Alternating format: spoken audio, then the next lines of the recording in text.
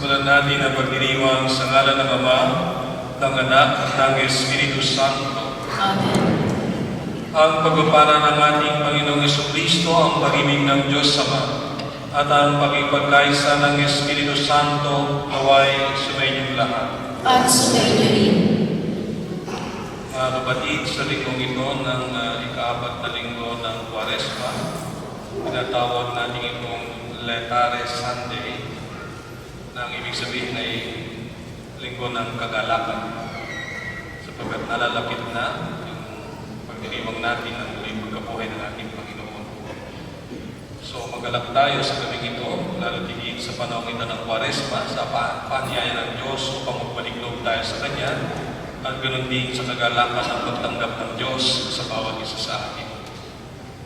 Kaya sa pagdiriwang nito, humingi tayo ng awa at patawad sa Panginoon sa ating mga pagkukulang at pagkakasala sa Diyos at sa kapwa natin.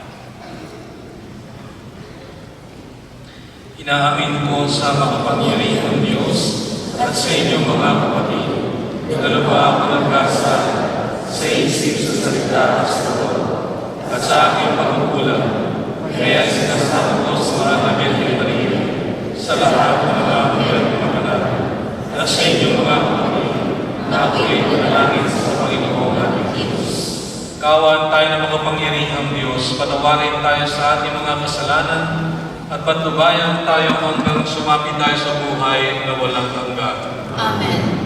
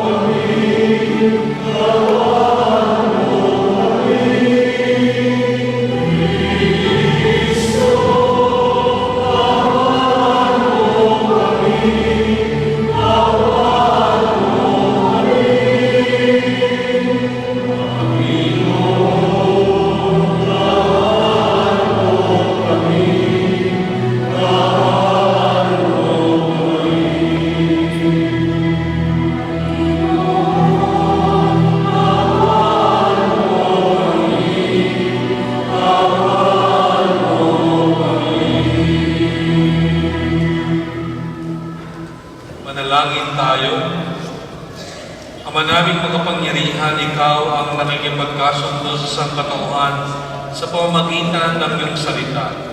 Sa masigasig na pagsamba at matibay na pagsampalataya, ang sambayan ng Kristiyano ay mapadulog nawang masaya sa pagdiriwang ng dakilang kapistahan ng pagkabuhay sa pamamagitan ni Jesucristo kasama ng Espiritu Santo magpasawalang hanggan. Amen.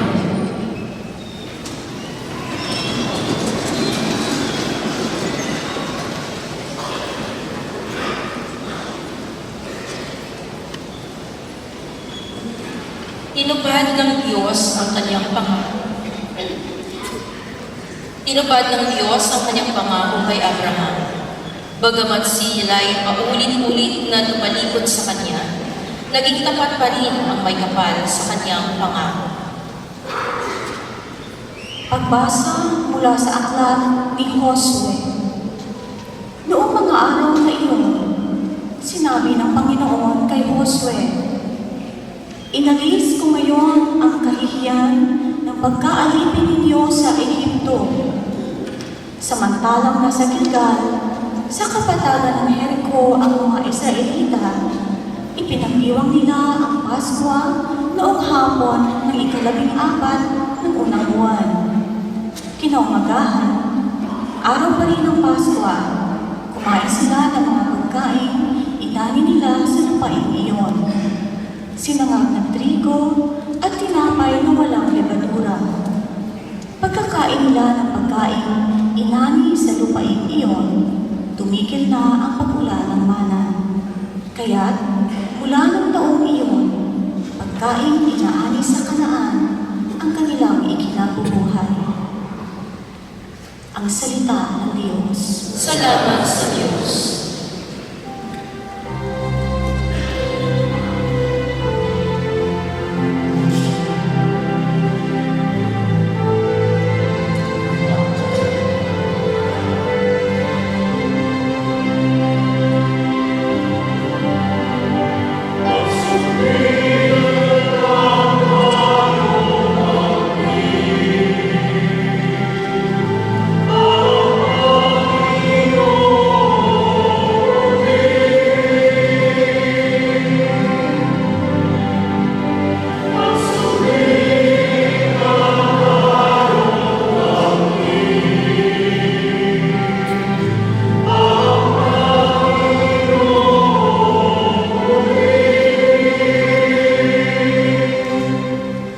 Panginooy aking laging pupurihin, sa pasasalamat di ako titigil.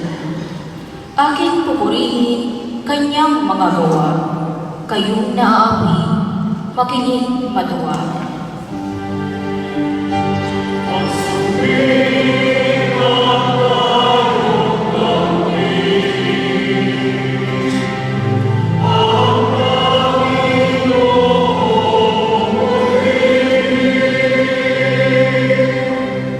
Ang pagkadakila niya ay ihayag, at ang ngalan niya'y purihin ng lahat. Ang aking dalangin, dininig ng Diyos, na wala sa akin ang lahat kong tao.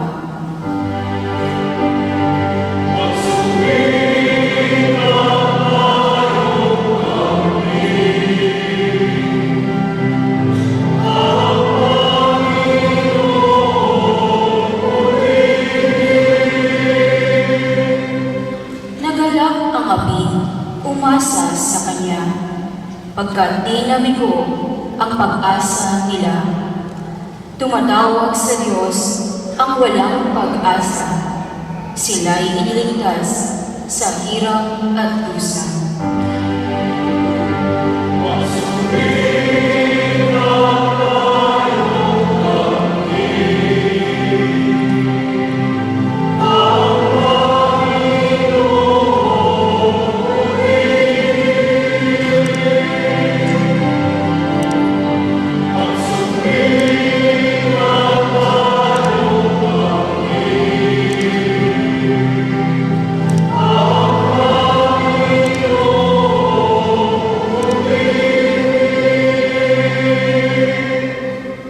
Pagbasa mula sa ikalawang sulat ni Apostol San Pablo sa mga taga-Korinto.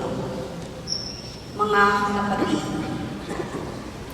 ang sinumang nakipag-isa kay Kristo ay isa ng bagong nilalang. Wala na ang dating pagkatao, siya'y bago na. Ang Diyos ang gumawa ng lahat ng ito.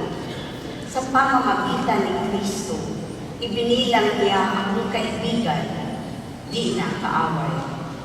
At hinirang niya ako upang malumbalikin sa Kanya ang mga tao.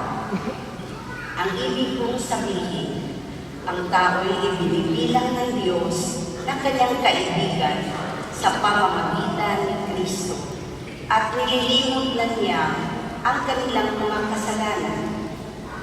At ipinagkatiwala niya sa akin ang balitang ito. Kaya ako'y subo ni Kristo para ang Diyos na din ang namahalin sa inyo sa pamamagitan ko. Makipagkasundo kayo sa Diyos.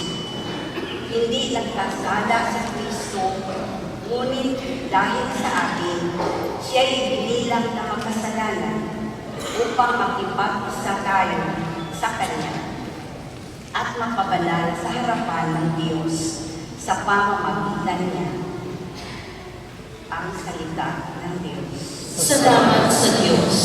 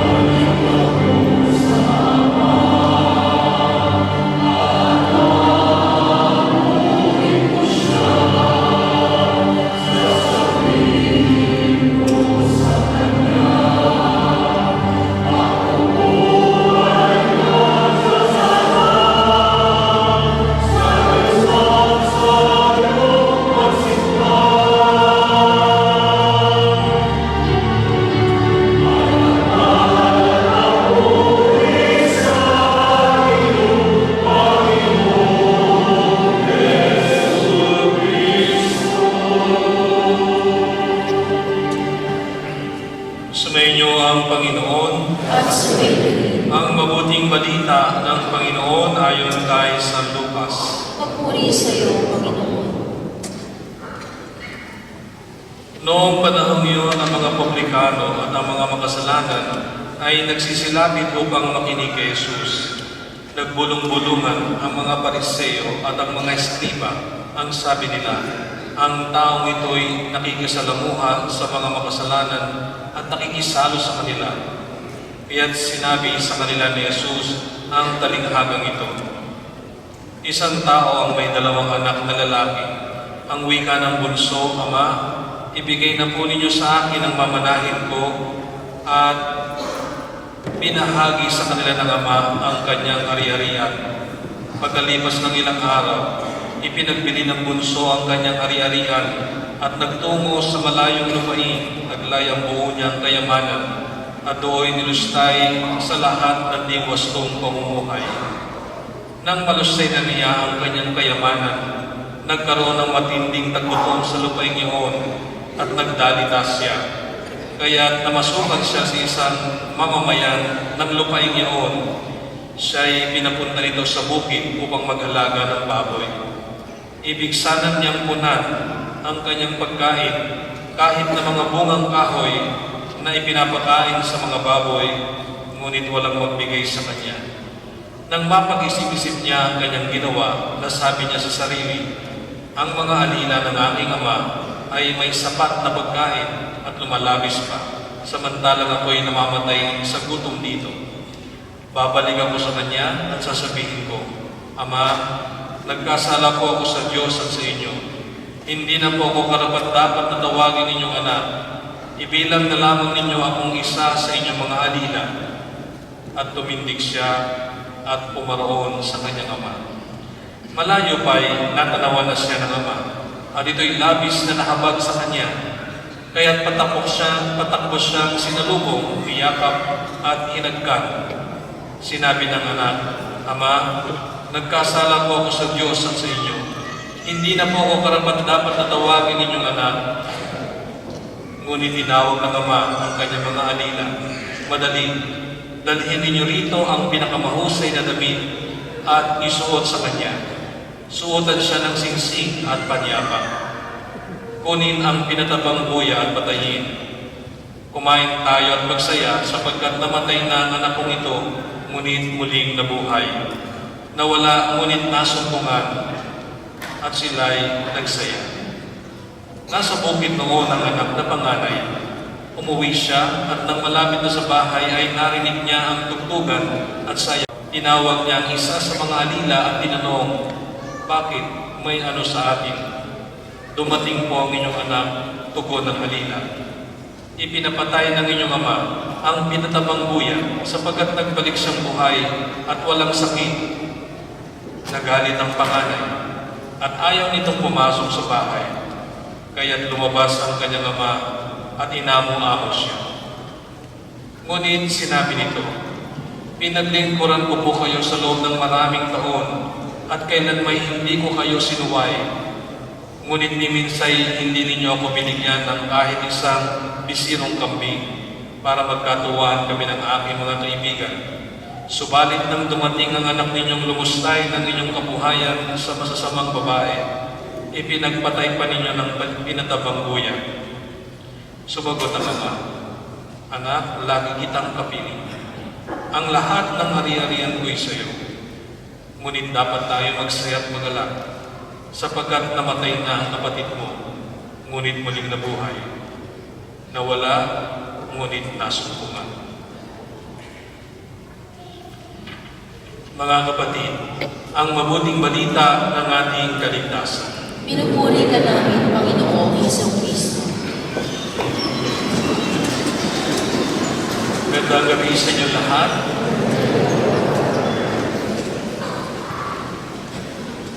So, narinig natin ang mabuting balita. Ang mabuting balita ay medyo mahaba siya. So, sa chapter 15 ng Ebanghelyo ni San Lucas. At ito ay very familiar sa atin. Maraming pagkakataon narinig na natin ang kwentong ito. At palagay ko naman sa inyong pagsisimba, sa inyong pakikinig, alam niyo na kung anong title nito.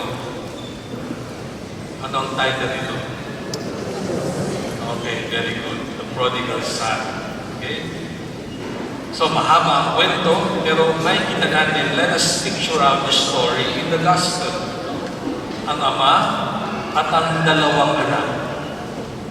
Kinuha ang kanyang mana, hindi pa patay ang tatay.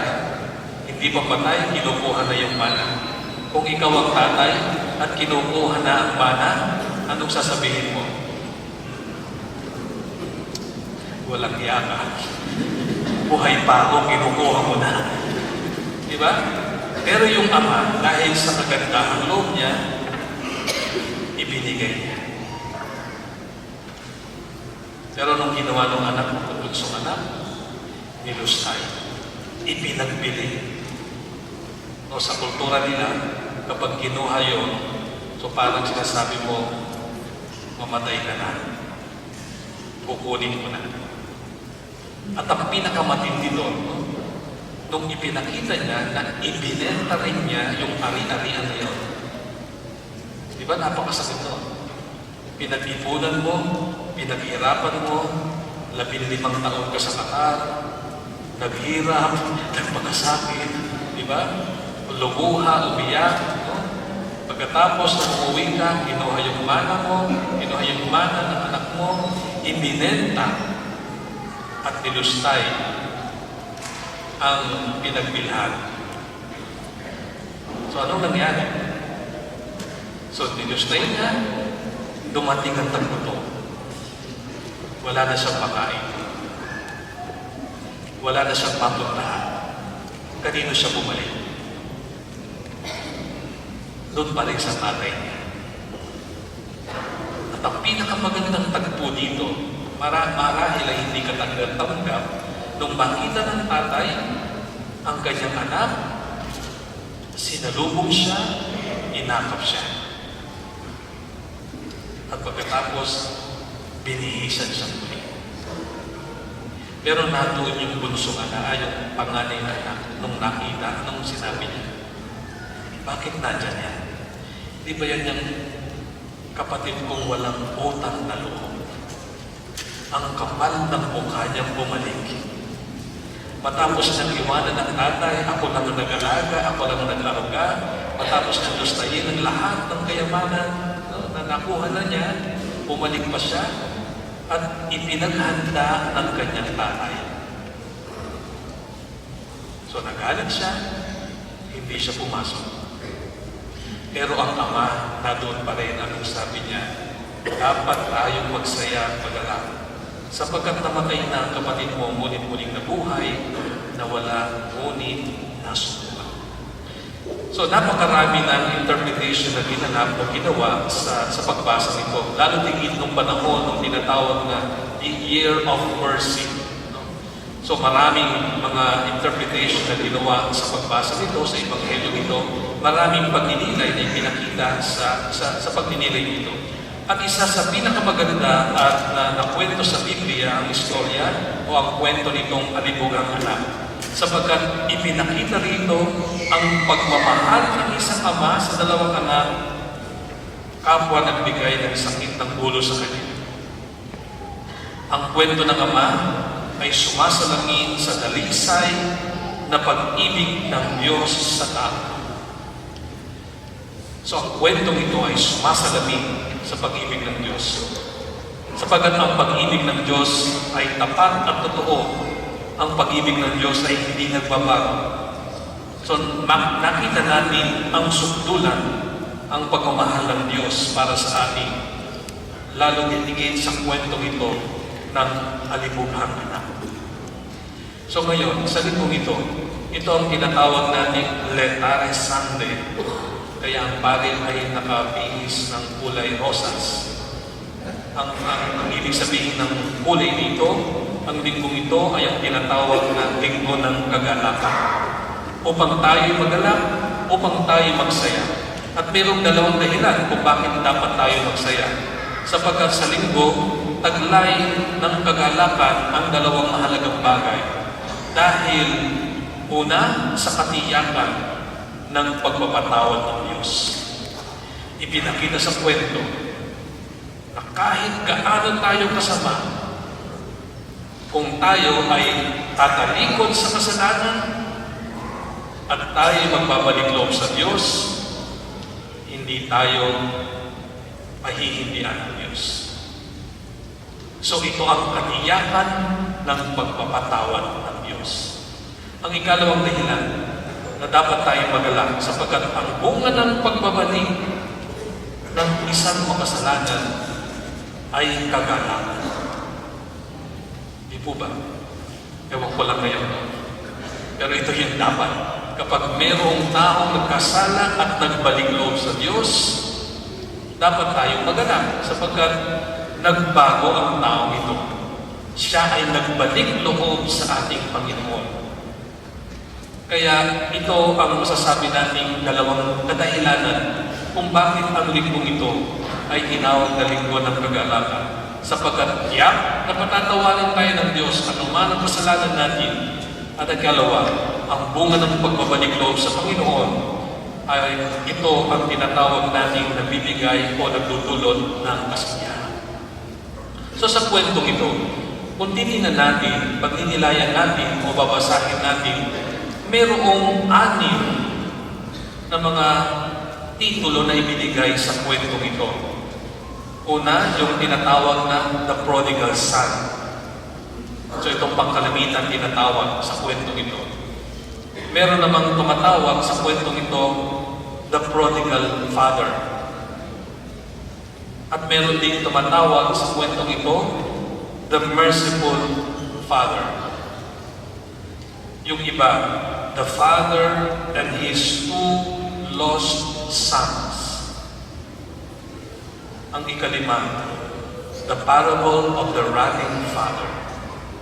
Nung makita niya ang anak niya, tumakbo siya at sinalubong niya. Sa kultura nila, ang isang matandang tao, sila ay respetado. Hindi yan bumababa sa hagdan para salubungin ang isang taong nagkasala. Pwede niyang sabihin, umalis siya ng bahay, pues bumalik siya. Hindi ko siya sasalubungin. Pero ang ama dito sa kwentong ito, the running father, tumakbo siya at sinalubong niya. Pero merong isang very interesting title given to this story. Hindi ko alam kung naisip na ninyo. Sino ang wala doon sa kwento?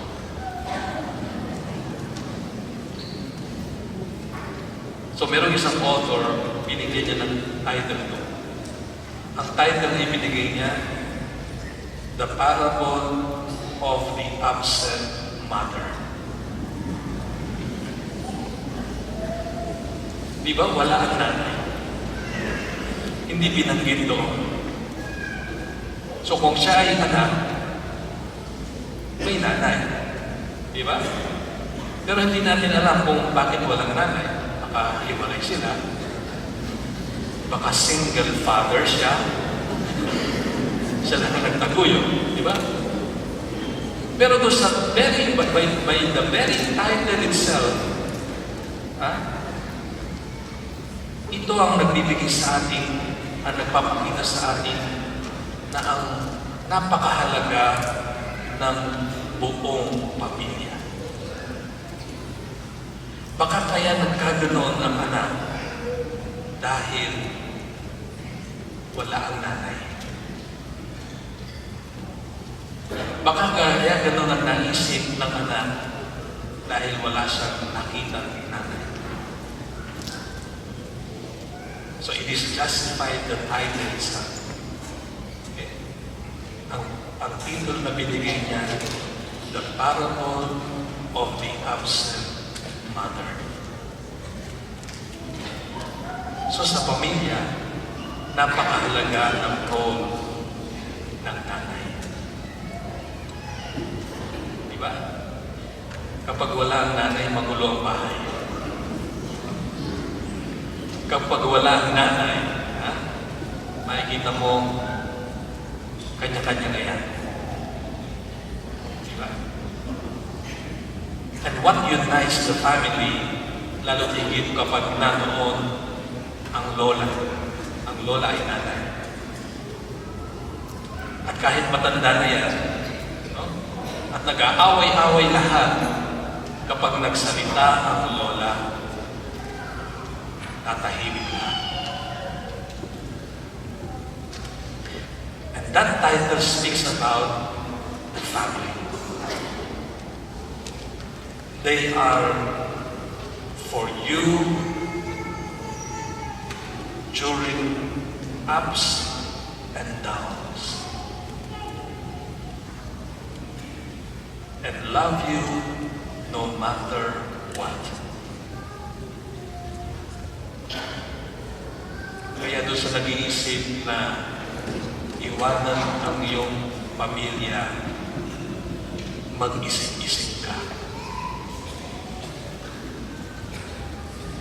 Napakalaki ng iiwanan mo.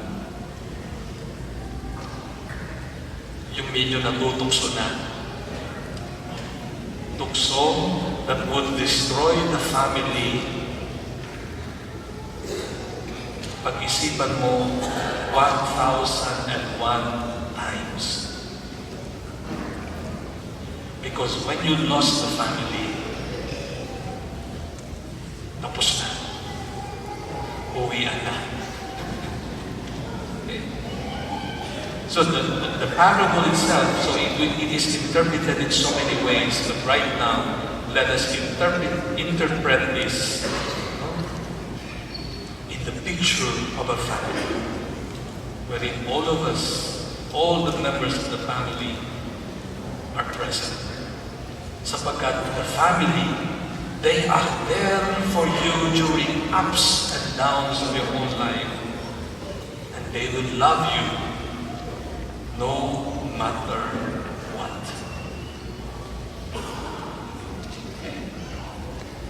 Tingnan natin. Kapag tayo ay umalis, lumayas,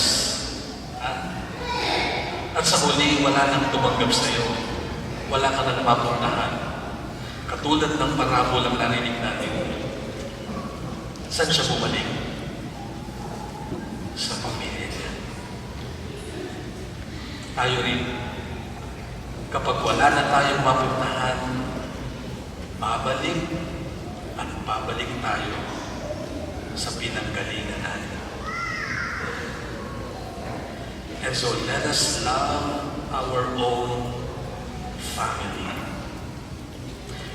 And the world is trying to destroy this family. And all the temptations around us, lahat ng tukso na ito'y patungo sa pagkawasak ng pamilya.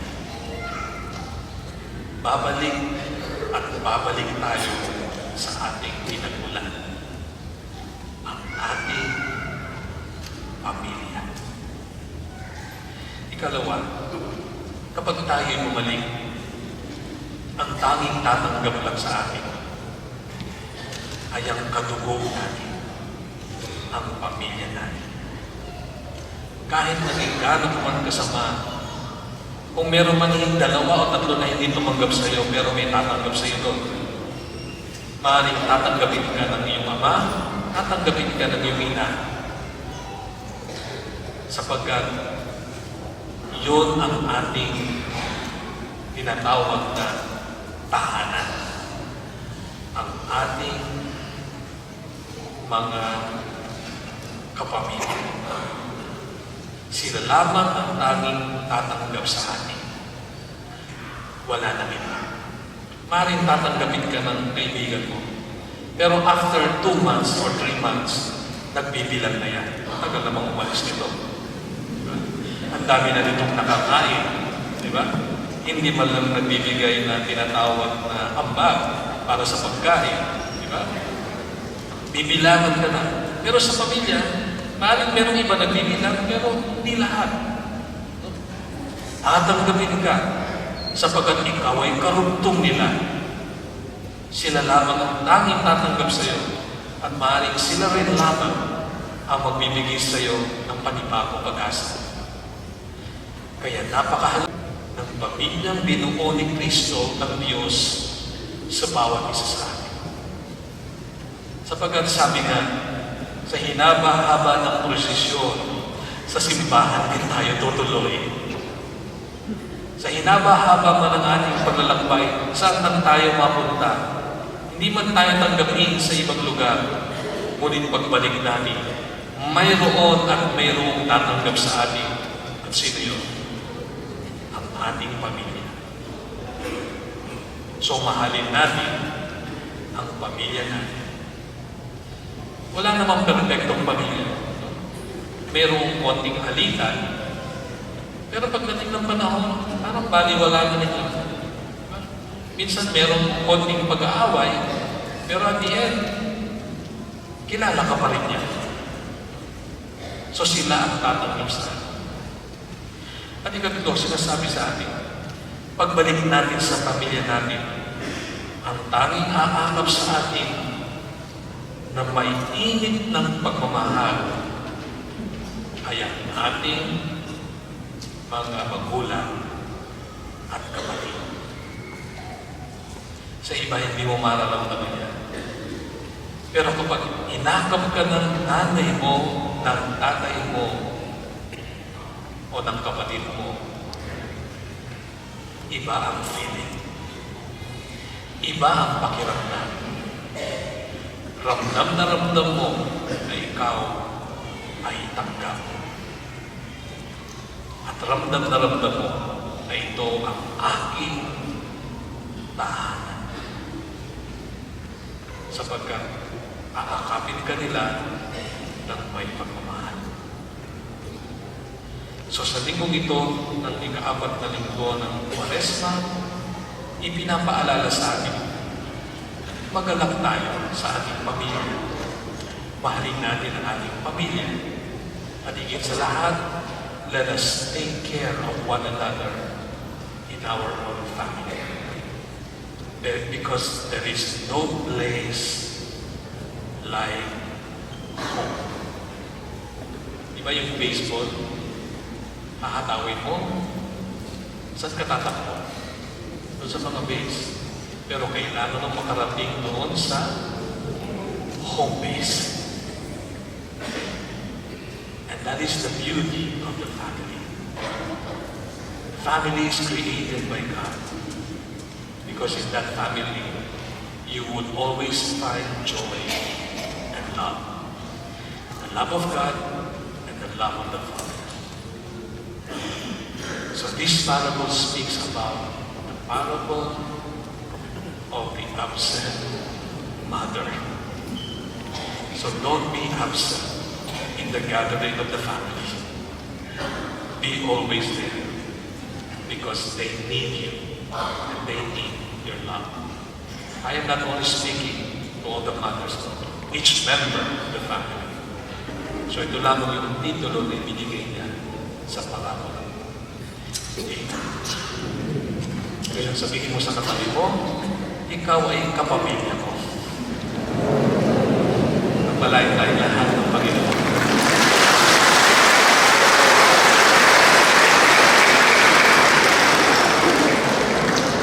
Ngayon ay ipapahayag natin ang ating pananampalataya.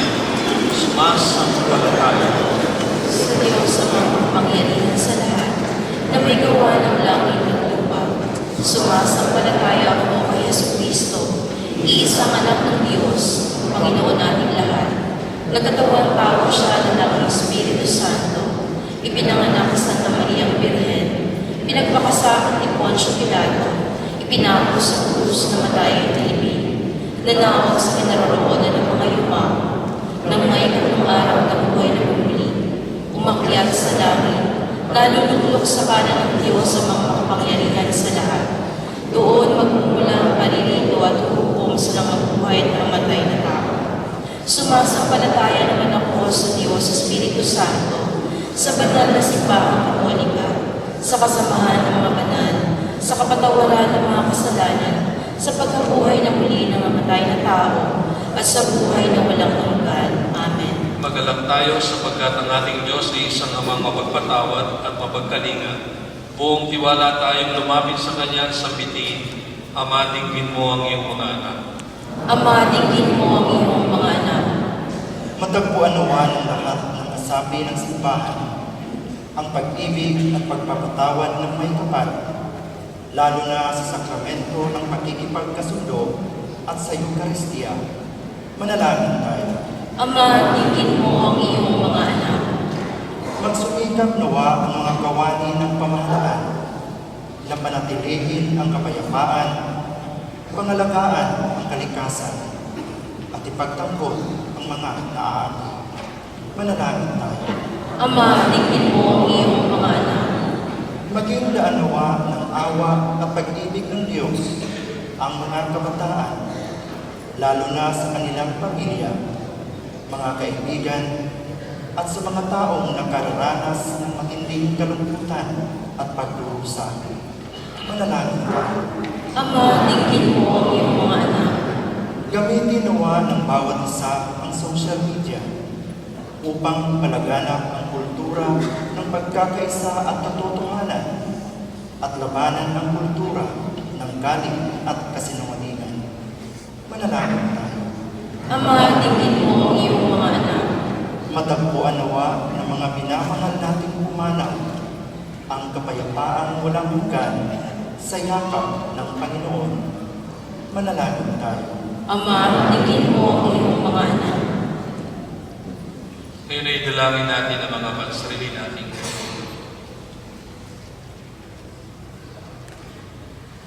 Mahabagin naming Ama, patuloy mo kaming minamahal sa kabila ng aming paulit-ulit na pagkakasal. Gawin mo kaming daan ng iyong pag-ibig sa aming kapwa sa pamamagitan ni Jesucristo na aming Panginoon. Amen.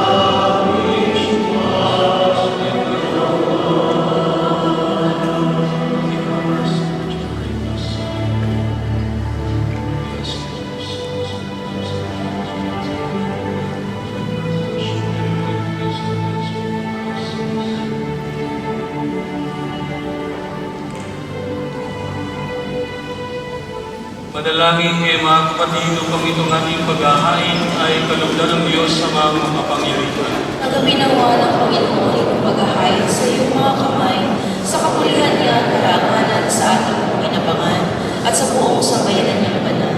Ama namin lumikha para sa paghahain nagbibigay kagalingan, kami ngayon ay masaya at nagsisialay, kalakip ang dalangin amin nawang maidangal ang pagdiriwang nito ng banal na pakikinabang at mainulot nawa ito para sa kaligtasan ng tanan sa pamamagitan ni Jesucristo kasama ng Espiritu Santo magpasawalang hanggan. Amen. Sumayin niyo ang Panginoon. At sa kayo, Itaas sa Diyos ang inyong puso at diwa. tinaas na namin sa Panginoon. Pasalamatan natin ang Panginoong ating Diyos. Marapat na siya ay pasalamatan.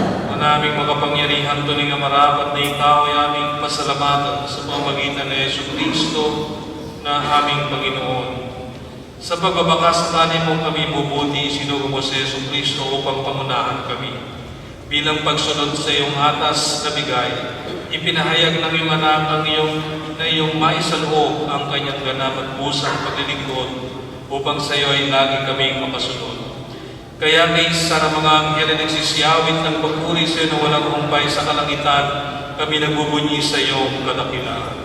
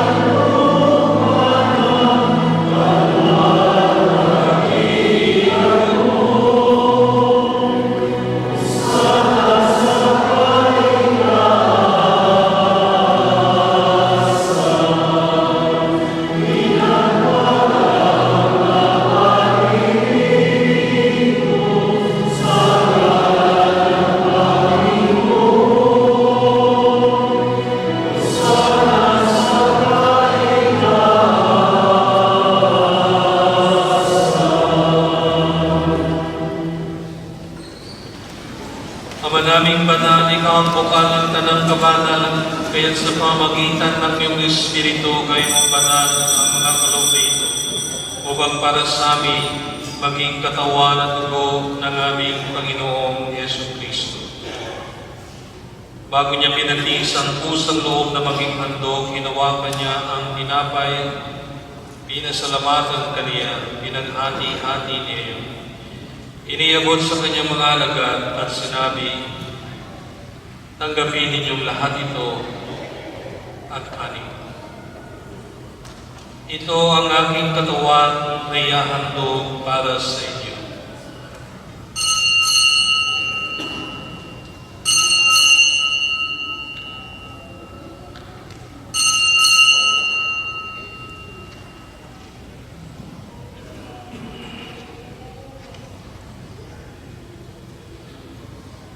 Gayun din naman, noong matapos ang hapunan, hinawakan niya ang kalis, muli kanyang pinasalamatan.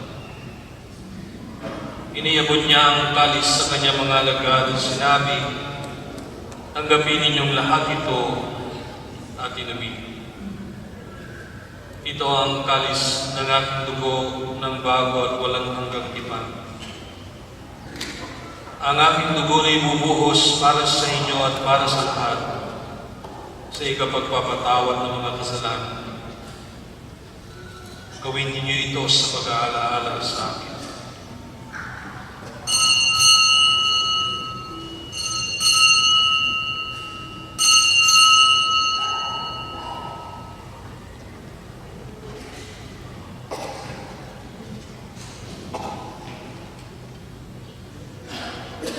Ipagpunyin natin ng misteryo ng ating pananampalataya.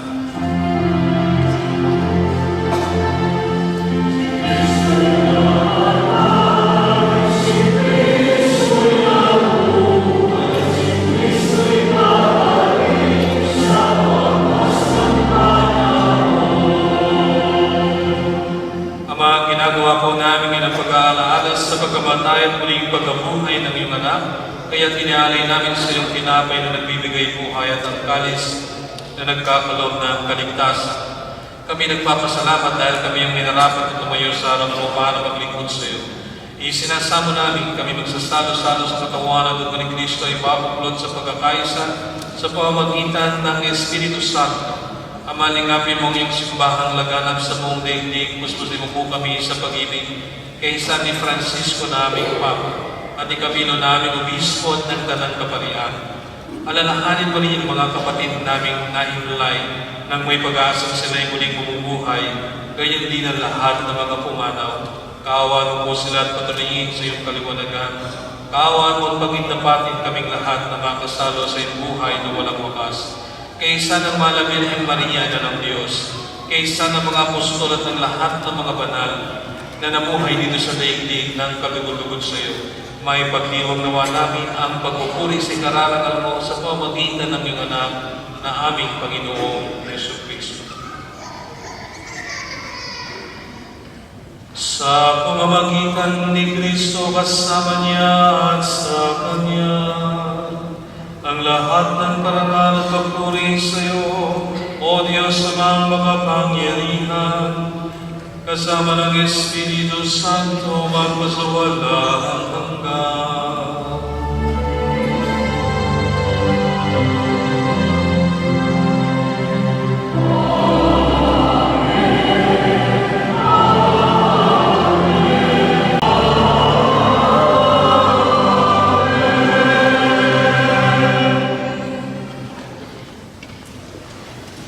Sa tagubilin ng mga nakagagaling na utos sa turo ni Jesus na Panginoon natin at Diyos, ipahayag natin ng lakas mo.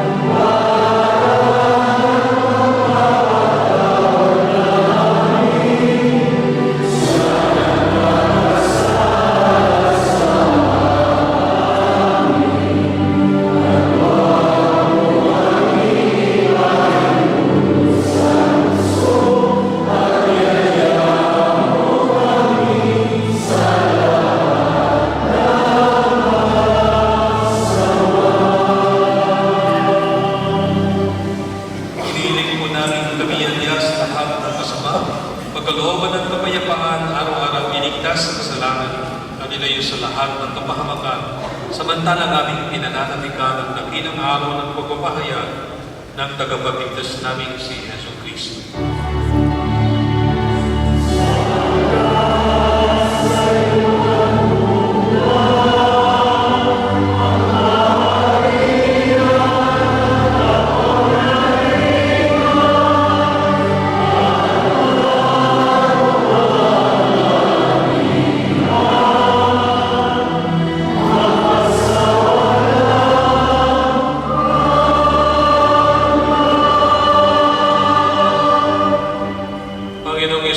Sinabi mo sa iyong mga apostol, kapayapaan ang iniiwan ko sa inyo, ang aking kapayapaan ang ibinibigay ko sa inyo, tungayin mo ang aming pananampalataya at huwag ang aming mga pagkukulang at pagkakasal. Pagkalooban mo po kami ng kapayapaan at pagkakaisa ayon sa iyong kalooban, kasama ng Espiritu Santo, magpasawalang hanggan.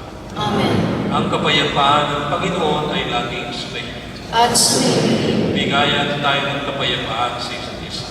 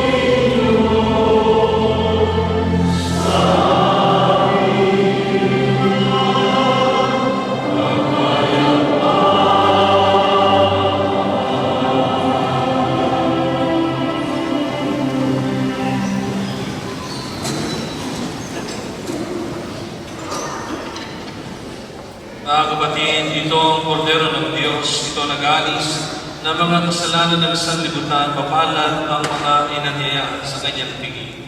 Panginoon, hindi ako karapat-dapat na magpatuloy sa iyo. Ngunit sa isang salita mo lamang ay gagaling na ako. Huwag ating lahat na tawanan ni Kristo hanggang sumapit tayo sa buhay na walang Amen.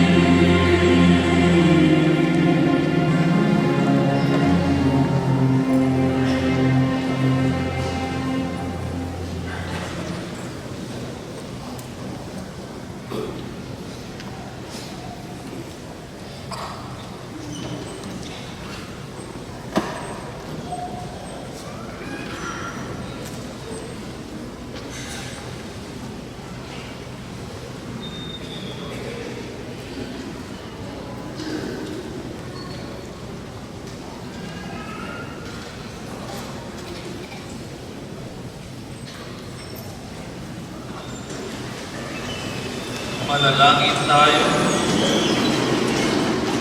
Ama naming mapagmahal, tinatanglawan mo ang lahat ng tao na isinisilang sa daigdig na ito. Sa kaloob mong liwanag, tanglawan mo ang aming kalooban upang ang dapat naming isaloob na iyong ikinalulugod ay lagi naming isaisip at ikaw ay aming wagas na maibig. Sa pamamagitan ni Yesu Cristo, kasama ng Espiritu Santo, magpasawalang hanggan. Amen. Magsiupo po tayo sa church announcement. Lenten sacrifice envelopes are distributed during the season of Lent to support the poor and needy.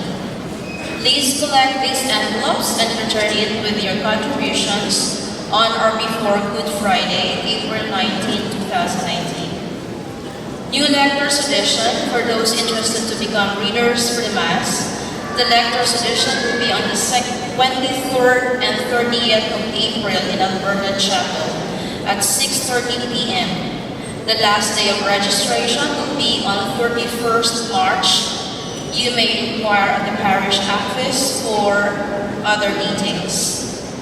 Extraordinary ministers of the Holy Communion, those who had served in their parish as Eucharistic minister, you may register at the parish office along with the recommendation letter from your home parish latest by March 31, 2018.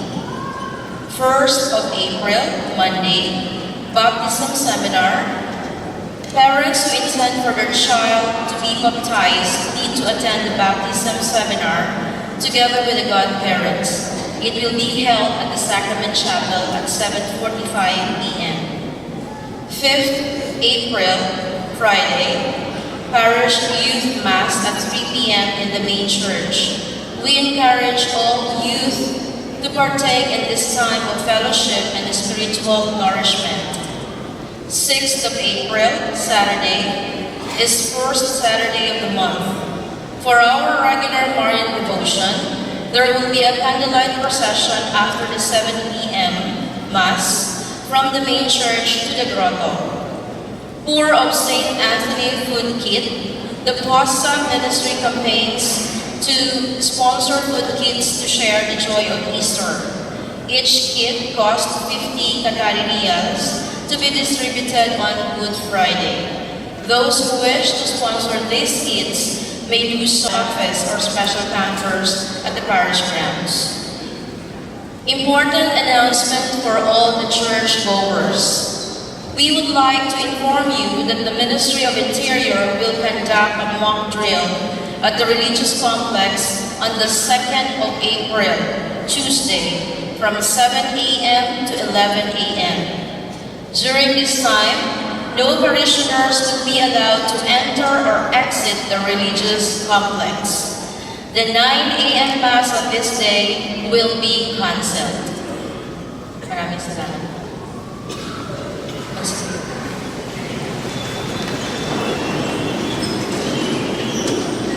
Sumainyo ang Panginoon At sumayin. at naway pagpalain kayo ng makapangyarihang Diyos Ama, Anak at Espiritu Santo. Amen.